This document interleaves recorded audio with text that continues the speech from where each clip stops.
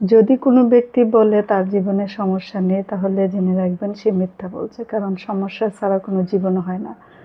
তো জীবনে সমস্যা থাকবে, এটাই স্বাভাবিক। তবে সমস্যাটার সীমানাটা যত ছোট হয় ততই ভালো। আর সমস্যা থেকেই কিন্তু সংসার বা জীবন অনেক সুখী হয় বা সুন্দর হয়, কারণ যে সংসারে সমস্যা থাকবে সেখানে কিন্তু বেশি ভালোবাসাও থাকে।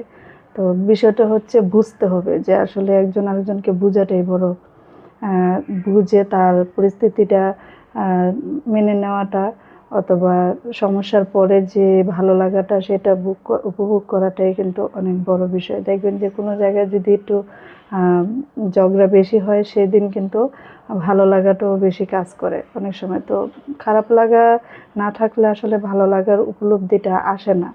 তো সব জায়গায় ছোট বড় কম বেশি সমস্যা থাকে, তবে সমস্যাটার সীমানাটা যেন এত দূর না যায়, যত দূর গেলে এক দুজনের সম্পর্ক বিচ্ছিন্ন হয়ে যায়। তত দূর পর্যন্ত যাওয়ার আগে সমস্যাটাকে থামিয়ে দেন, তাহলেই জীবন সুন্দর হয়।